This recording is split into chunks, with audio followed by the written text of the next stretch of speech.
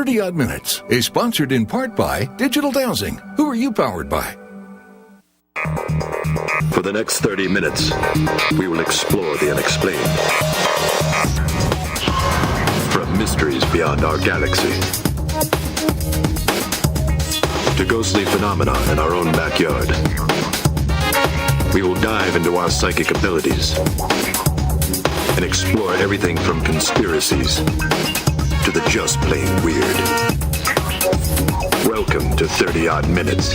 If the truth is out there, we will find it. But only by sheer accident. Yeah, another flawless landing. That's a great, any landing you can walk away from. Yeah, that's good. Or keep your limbs. Where are we? It looks like we're in Tennessee, because that looks like the old South Pittsburg Hospital. They say that place is haunted. No. I think we're going to explore that here tonight, Andrew. How have you been? I've been pretty good. You've been busy, I understand, all over the place. It's been a crazy month. I met a lot of great people, including tonight's guest. I've had lectures all over the place, and funny story, I was in Mahnomen, Minnesota, which is, we've abducted people there before. So remote area. I had a very early morning flight to catch, right? And it was me and Travis Walton from Fire in the Sky. Oh, sure. One of our previous guests. So he and I at 3 in the morning, we're hopping in a car, driving 90 miles an hour through the prairie to make it to the airport on time.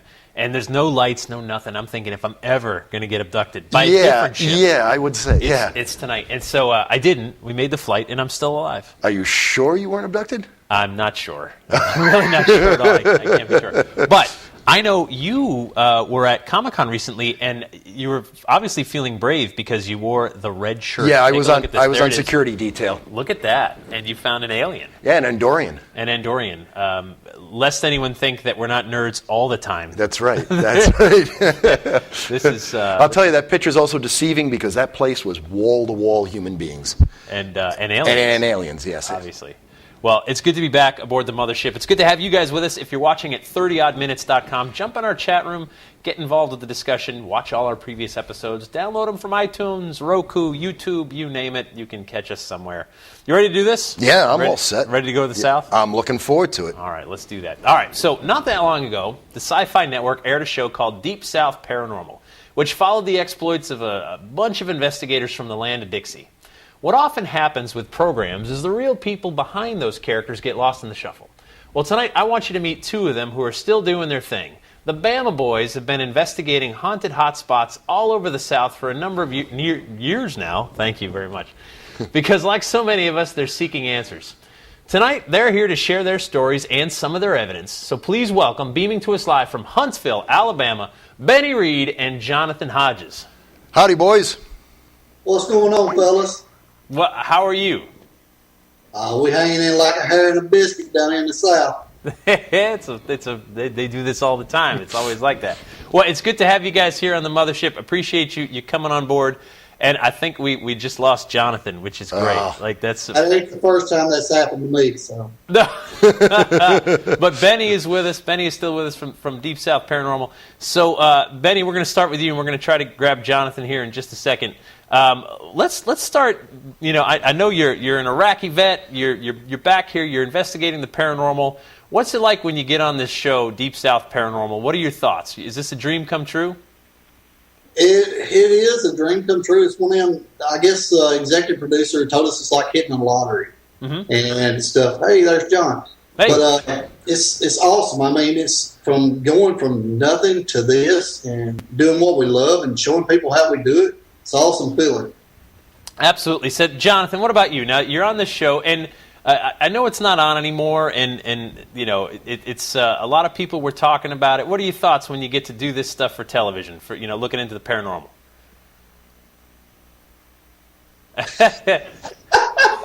He's not frozen. I think he's pulling our leg. The first time that's ever happened. Jonathan Hodges speechless. Well, I guess he is frozen. No, he is frozen. We'll work around it as best we can. I honestly thought he was pulling our leg there for a second. No, if Jonathan was an idiot, his name would be Chief Talks a Lot. So I mean, he never shuts up. What, Jonathan? Oh, never mind. Technology, you gotta love it. It's good. Yeah. So, But let's got a cool picture of it. no, it's very intense. It's very intense. So, all right, Benny, let's start with as he tries to reconnect. Let's start with we're going to go to Moore County, Tennessee, to Lynchburg Jail. Now, here's the thing: Lynchburg, Tennessee, you've probably heard of because of Jack Daniel's whiskey. There it is. That's the jail.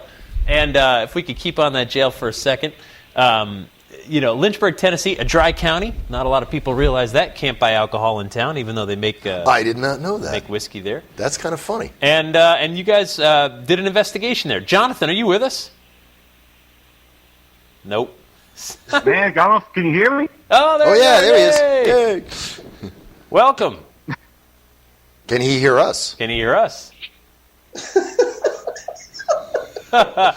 I'm sorry, man. Down at Nope, the gremlins have got him. we're still at the screen and stuff. Benny, you're closer. Can you go over there to his house and call in? He said, yes, it was an awesome place that we investigated. All right. We'll try our best. We'll get through this. That's all right. So let's take us inside this old jail, because these old jails, there's something about them, man. You got the metal and the stone, and you go into these old places, and there it is. There's you guys setting up for an investigation. What did you find in Lynchburg? That place, to be a small place, it was actually an awesome investigation. We didn't think we would get anything. It's one of the places where you go, you ain't going to get nothing out of it. But upstairs, in that picture right there, is upstairs where the male prison was and stuff. And there's only one way in and one way out. Right. And, actually, after we got done, we're standing around there and we hear stomping up there. And I'm like, John, who's upstairs? He's like, nobody's up there. And I yell out, hey, get back in your cells, or we're going to come up there. And it gets quiet for about 5 minutes. And all of a sudden it's stomping again. Just tromping around. I'm like, really? Y'all better get quiet or we're going to come up there and y'all are going to pay for what y'all doing. And they finally got quiet again. So it was a crazy location. I think John sent you some things, a couple EVPs that we got there and stuff that was pretty cool. You did. So we're going to play one of these right now. This is downstairs. You got a little girl replying to who closed the door. We're going to take a listen, and then we'll talk about it. Who shut that door? Who shut that door? We didn't have this door shut. So you can hear almost near at the end there. You hear me? Me? Yeah, right? This little timid me. Yeah. So where'd you get Jonathan? Are you with us? Yeah, I'm with you, man. Great, great. Tell us about that EVP.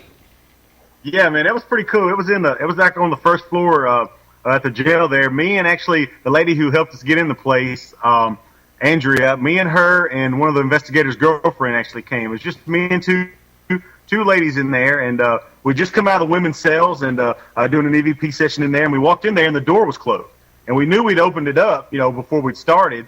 So that's to hear Andrea say, "Did we close that door?" And then just out of nowhere you hear me. We actually did not hear that with her, and it's loud enough. You would think if somebody said that, we definitely would have heard that with her voice, with her ears been a disembodied voice. But we actually just caught that on her voice recorder. So. That's cool. Very cool. Yeah. Now you sent us another one. This is in the women's cell. Let's take a listen, and then we'll talk about it. Oh God. That's the one. I think there's somebody up front. Yeah, you hear that right in the beginning, God, and so, you guys are, set this up for us. You're in the women's cells, and what kind of questions are you asking? Yeah, well, like everything, I don't think, Benny, you weren't in there, well. No, I was actually outside base camp. Don't talk to Benny, because he repels them in death just like he does in life. That's what I do. But Benny, you're going to have to jump in, buddy, because John's... Yeah, John's we'll translate what John just said. Actually, in the women's cell, there's only 2 cells there. And, what? You're cutting out, buddy. That's all. No big deal. We're only hearing half of it. Benny, help us out. So tell us more about what's happening when we're in Lynchburg jail. Now we got some other pictures too. Now You guys look like you guys look great as prisoners. Take a look at these boys. Now, it's funny when you do enough of these places over the years. You realize you end up in jail again and again. Yeah. Exactly. I don't know what it is about prisons, but you end up there a lot when you're looking at ghosts. There he is. There's Jonathan.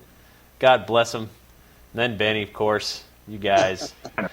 So, I mean, what do you think it is? Benny, you got to investigate. That John was trying to explain about that EVP. If you heard, he said, I can't remember what it said, but it said Inca. Yep. So actually Inca. We went and done some research on it, and come to find out, it was a company back a long time ago that actually worked there, and there was a lot of bad stuff that happened there and stuff. And it was funny how a lot of people got killed at that company. Then we pick up this voice saying Inca, in the jail cell. So that was really weird. Yeah. And we got one more here we'll play from Lynchburg in the women's cell also. Take a listen to this.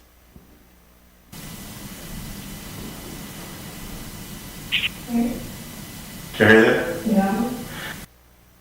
So what's cool is this isn't an EVP. It's a disembodied voice. It's a disembodied voice that was you actually caught, and it sounds like a woman saying Mary. Yeah. Right. So Ben, were you there, Benny, or was this just Jonathan? I was not. Jonathan was actually in there and stuff. Seemed like everything happened with him and the females in there in the cell. So it was really cool because, like I said, it was down in the women's cell part of the prison, and we get the name Mary. So that was very strange. Yeah, no kidding. And so but it's one of these places where, these old prisons, man, you got the stone, you got the metal grates, and there's also the idea of who were kept in these locations, who's had experiences there, and that kind of thing. The emotional imprint, the fabric of the place. You've been in a jail or two in your life, right? Yeah, well. Come on. Sometimes you just find yourself it happens. a bit over the line, I understand. So Jonathan, when you heard that voice, Mary, what goes through your head?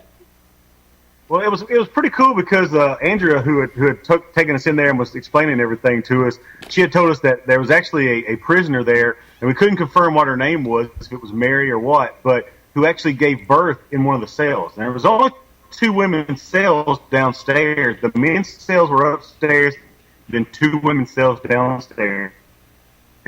And so we thought that was really cool because we were just talking about that.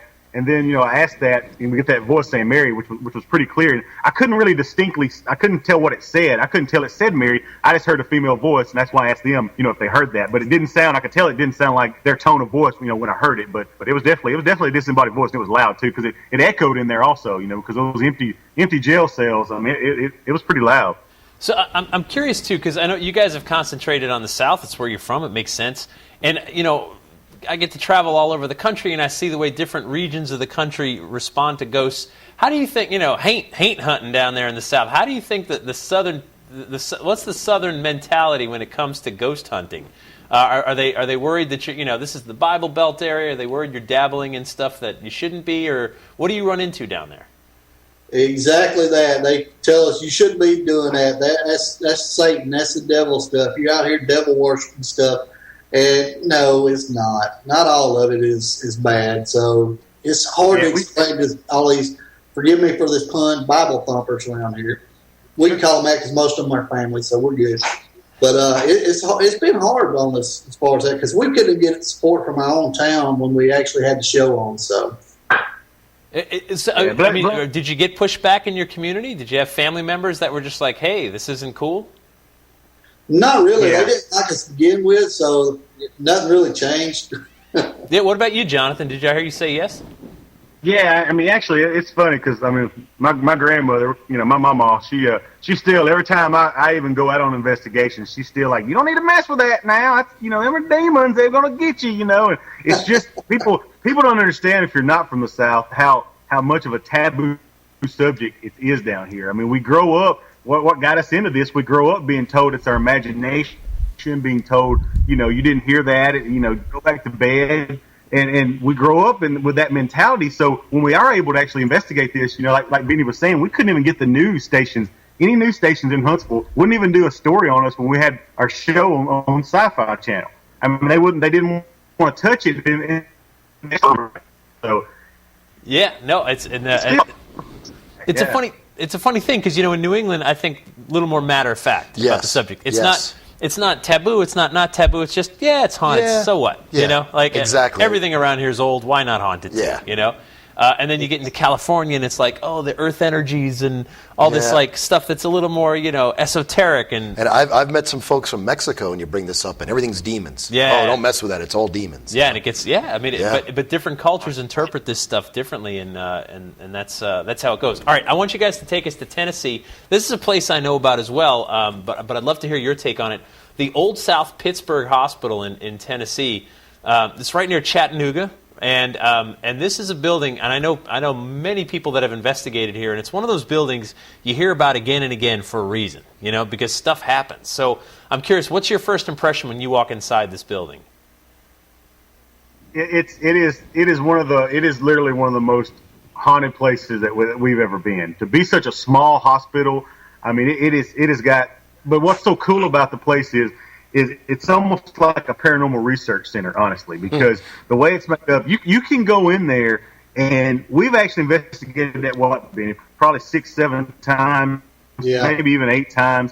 And you may go one time and investigate for 20 hours and just bam, bam, bam, bam, one thing after another, and we'll go back the next year and investigate it and get nothing. You get a few personal experiences here and there, but it is such a cool place where we always get something, and you have everything. You have the apparitions, you have shadows, you have disembodied voices, you have being touched, stuff being thrown. It's just you have everything that as a paranormal investigator, it is like Candyland. I mean, it is everything. So you sent us a couple of photos from this place. One of them is a camera dump. What are we looking at here, guys? That's the camera dump photo. I think this is the picture, man, where Benny actually saw something now this is the flash. And when we saw this, Benny walks out and he's like, dude, I swear there's something standing at the end of the hall down there. And we're like, what? He goes, just take a picture, John, take a picture. So I took a picture real quick, and what it caught was actually at the end, you can see the black mass in the middle of the hallway, and it's actually blocking out the light in the door frame. It is and we actually watched it keep on moving, and it moved all the way out, and we took a few pictures after that, and it was gone. So it was actually good enough where the people who were running South Pittsburgh at the time, they actually put it on their website and used it as one of their premier pictures, because I'm not sure how we can see it. What we and Benny see, and I don't think we can tell what it is actually on the sign there. Right. Yeah, but it was a good picture. Now, there's another one, too, you sent us. Now, this is cool. There's a face in this one. Now, faces are tricky because we're always looking for faces. Right. But take a look at this. We got it circled there in red for you so you can see right near the center of your screen. Is that Benny on the left of the photo? No, that is actually Jonathan. He's walking in, and I'm bad about just taking my camera and just snapping off pictures. And I snapped off a random picture, and of course you can see the flash in it, but it also looks like there's a face in that window. Right. And you'll have to get close on this one if you're watching at home. But yeah, no, it's one of those incredible places. We're going to hear a little bit more about it, guys. We're going to take a quick break for the news, and we're going to come back and talk a little more about Old South Pittsburgh, and then we're going to move on to another haunt down there and talk to you guys about haint hunting. So stay with us. We'll be right back after the news.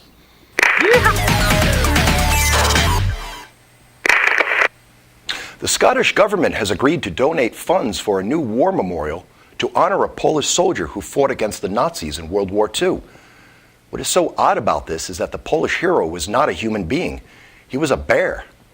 The bear was named Wojtek and was originally adopted as a mascot by the 22nd Transport Company in the Polish Army when he was an orphan cub. As time went on, the adult bear became a beloved member of the company and would drink vodka, smoke cigarettes, and wrestle his fellow soldiers. When the 22nd Transport Company was shipped off to Egypt to fight alongside the British, the Polish army had to give Wojtek a serial number and the rank of private in order to keep the British from declaring him as a pet, which would have prevented the Polish soldiers from keeping him. Wojtek proved many times that he was a brave soldier, as brave as any of his human comrades. During the battle for Monte Cassino in Italy, Wojtek worked with artillery crews by carrying howitzer shells to the gun pits. Polish soldiers said that he never dropped any shells, and he never showed fear in the face of all the fierce fighting. This fighting bear became the inspiration for the 22nd Transport Company's insignia, a bear carrying an artillery shell. I'm Andrew Lake, and oddly enough, that's the news. But can he juggle? I hope not artillery shells. No. But still, it's just amazing what animals can do. Absolutely. No, that's cool. Cool story.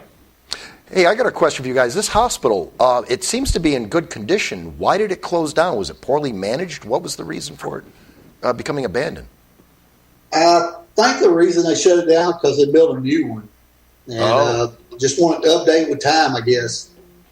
All right. Yeah, I think that's the story of it. Yeah, it was just there's another one not far down the road. Just they updated it more, and a couple of the doctors in the area actually bought it, and I think they had different plans for it. But I don't think once they realized, with the paranormal, it's such a hot thing right now and stuff that heck, you can open this up, make a paranormal research center out of it, and probably make more money than trying to turn it into apartments or whatever else, But still, it's such a cool place. Here's the thing, too, about hospitals. You start thinking about, there's very few good reasons to go to a hospital, right? Yeah, like yeah, birth. Yeah. Birth is the only one. Yeah. Otherwise, you're sick, you're dying, or you're in serious trouble, Right. So I really feel like that emotion, gets trapped in a building. You feel that. You feel that. I worked in a hospital for 9 years. Yeah, so like the anxiety, all of that stuff, the sadness, the grief, all of those feelings. I heard some great paranormal stories while working at that hospital. So do you is this a psychic thing, or do you think it's just empathy? We're empathic. We're tuning into human emotions. What is it? I think empathy, yeah. I think we all can tune in on that to a degree, some more than others. Right. And some people are as psychic as a rock and and sensitive as, a wet stone, but these boys are insensitive. I've seen them say some horrible things. Whoa. Don't need to bring that up, man. Just leave that alone. Come on now. All right. No, we had a good time. Hey, so actually we do have one EVP to play from you guys. This is from Old South. This is in the OR2. You hear a female voice say, "Get out." Eric, can you play this one? There's a bed in there. Yeah. Let's just put that yeah. So this one, yeah. Go ahead. No, tell us about it. That one was really cool because, it's one of those things where it doesn't matter what we put out there, what picture. A spirit can walk right in front of us right now, and we could all see it, and a million people could take pictures of it, and you can still say, oh, that's fake. That ain't real, All we can do is tell you and set it up for you and say, look, I can 1,000% guarantee you, me and Benny were the only two people on that entire third floor. There was no females with us that night, was it, Benny? It was just 4 guys in that entire building, and me and Benny was the only one. We're actually doing the walkthrough just to see where we're going to set cameras up that night and stuff. And when we walk in that OR, that operating room, Benny looks over and says, "Man, they still got a bed in here." And that's when we heard that female voice tell us to get out. So that's really cool, man. This evidence, that's the takeaway, right? Yeah. You hope to have a personal experience, but when you got something you can take back, that just that makes the whole thing, pay off for the night in a big way. And, and so definitely. What people may not realize, guys, they saw you on the show and Deep South Paranormal, and but you're still doing this stuff. You're still out there doing this stuff week after week, and it really is your passion. And there's so many paranormal shows. There's over 7,842 paranormal shows on network television right now. No, I did not know that. I think I'm exaggerating. Yeah. But not by much. Not by much. So there's that many, and it's like cooking shows now, right? They're just omnipresent. Or home decoration, yeah. Yeah, but this is a passion for people, and I think that you got to get out there and do it. You know what I mean? Yeah. And we've known people that have been casted on these shows that are wannabe actors and actresses that have just become a ghost hunter all of a sudden. And the second the show's over, they don't ghost hunt again. No, you know what I mean? But it's cool to have met these guys and hung out with them and see that they're still out there doing it. All right, I want you guys to take us to one more place. We're going to stay in Tennessee and head over to Lincoln County Hospital, another hospital. These buildings just talk. Take a look. There it is. A good-sized place. Lincoln County Hospital. Set this up for us, guys. What's the story behind this building? This is actually where I was born at. I was born in this hospital. And I actually was pretty much raised in it until my aunt, she owned a little cafe in there, and until about the late 80s, then it closed down because they built a new hospital. But when they left, they just left. They left files, they left medical records, they left, you name it, they left it. And it's a crazy place. Now, you guys, I want to play this EVP first because this is in the maternity ward, which is interesting because you say you were born there, so I imagine you spent some time in this very room when you were a little one. Take a listen. All right. Yeah. So you hear the voice say, "Get out." Yeah. Now, I'm noticing, I want to point something out. This is just being mildly observant. This is the second "Get Out" EVP. Do you think they're trying to tell you something, and why aren't you getting the message? You hung out with us, so you know. But but that place is the maternity ward there is so weird. We've had so many. We call it almost like a portal. It's like life comes in there, and it's like it just keeps going and coming. And we've had so much bad experience in there that's not even funny. So, bad experiences in the maternity ward. Because what's funny, as we just said before, the only good reason that one goes to a hospital is for a birth. That's the only happy reason to go to a hospital. So it's interesting that the maternity ward would be a dark place. I mean, the OR, the ER, sure, but the maternity ward. Why do you think that is? We don't know. Like I said, the only thing we can think of is with life coming in and out, they've used it as a portal because we've seen black shadow masks down there tell us to get out. We've had the room get darker than dark. Almost like the room was throbbing. The ceiling tiles were cracking like popcorn, scratching on the windows. And, I mean, it's just been crazy down there. Numerous times we've had the same experience. I think it all goes back to Benny Reed was born there. So when he was born there, it brought the gates of hell in there. He must have been a breech baby, I'm thinking. Hey, that's how I roll, buddy. That's how I roll backwards. All right. You guys sent us a video, too. This is also from inside the Lincoln County Hospital. Let's take a look. We're going to let you guys talk over it. Walk us through what we're going to see here. Eric, there you go. Okay. These little B rooms. So what are we seeing? We're heading down a hallway. Now, right here on the left, we're watching for a shadow figure, right? This is that back room where it was a lot cooler. Right when I said that, and when you turn this corner right here, you're going to see my shadow against the wall, and there's a shadow following me also. I thought it was Benny's wife behind me, but if you watch, Benny's wife pops out over here on the right. She actually took a different way in, and then in the very left-hand corner, you'll also see another shadow. So, thinking that Benny's wife was right behind me, so when I round the corner, I see two shadows on the wall, and I was like, well, it's just me and Benny's wife there, No, Benny's wife took a right before we got in there and went through another way. So something was obviously following me in there. When you make the corner, you see in the left-hand corner, you actually see a shadow move into the darkness also. And it's pretty cool because not only when we first started, you hear me say these rooms are little, and then you hear Katina go like, she disagrees with me. Right after that, you hear a female says, "Don't leave me." It's pretty loud, if you want to replay it real quick. And I don't know if she was following us and that we got her shadow following us in there or not, but it's pretty compelling. And it's in these hospitals, man. These walls can talk for sure. Yeah. And guys, I wish we could replay it, but we're actually right up out of time. And I want to thank you guys for coming on. These guys are fun to hang out with. We got to hang out at the Paracon in Minnesota, and hopefully we'll get to do something like that again real soon.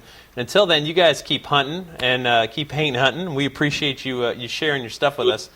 But before we go tonight, we have to say goodbye to one of our crew. Yeah, yep.